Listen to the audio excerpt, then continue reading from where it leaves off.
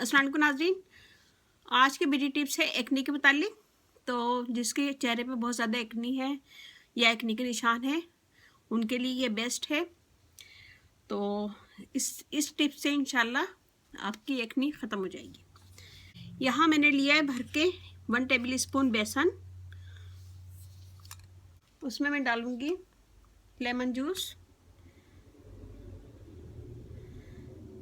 Half teaspoon jail,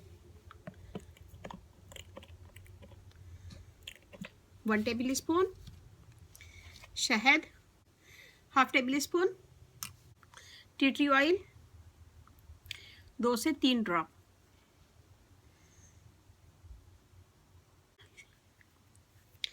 और इसको हम मिक्स कर लेंगे। इसको हम मिक्स करेंगे कच्चे दूध के साथ।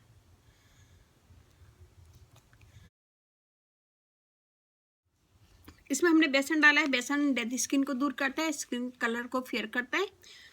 और एलोवेरा जेल डाला है, ये बेस्ट है स्किन के लिए। स्किन की सारी प्रॉब्लम इससे हल होती है। इससे एक्नी के निशान वगैरह दूर होते हैं और दाग धब्बे दूर होते हैं। फेयर करता है स्किन को।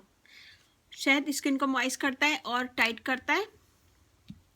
लेमन जूस स्किन के दाग धब्बे दूर करता है, स्किन को फेयर होने में हेल्प करता है। टी ट्री ऑयल स्किन के दाग धब्बे दूर करता है, स्किन पे जो दाने होते हैं उसको ख़त्म करता है और दानों से रोकता है, स्किन पे दाने होने से रोकता है। और कच्चा मिल्क स्किन के लिए बेस्ट है। इससे स्किन फेयर होती है और मॉइस्ट होती है और कुदरती तौर पे नरम होती है।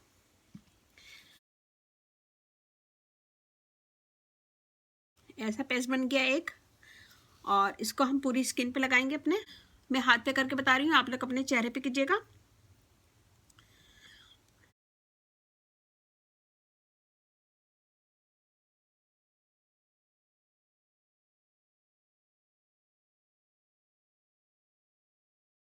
इसको पूरे चेहरे पे लगाएं, नेक पे लगाएं, और लगाने के बाद इसको 10 से 15 मिनट छोड़ दें। जब ये ड्राई हो जाए तो हाथ को हल्का सा मिल्क में डुबो के उसका मसाज करें।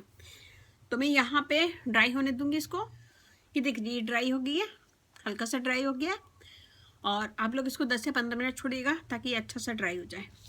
मैंने यहाँ पे इसको सिर्फ 2 से 3 मिनट छोड़ा था दूध, और मैं इसमें हाथ डिप करूँगी और इसका मसाज करेंगे।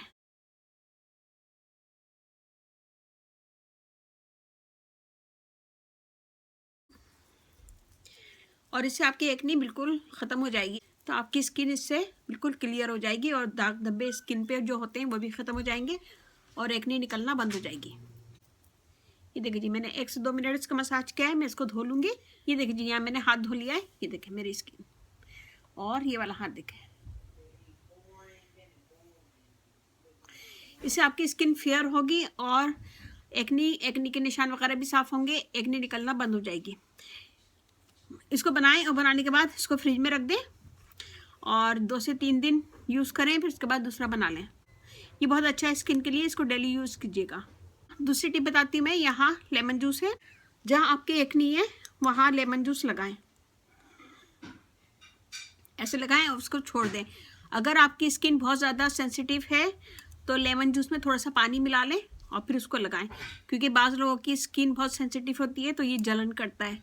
1 टीस्पून अगर आप लेमन जूस ले रहे हैं तो 1 टीस्पून पानी मिला लें बराबर, और फिर उसको एक्नी के निशान पे लगाएं, उससे भी स्किन साफ़ हो जाती है।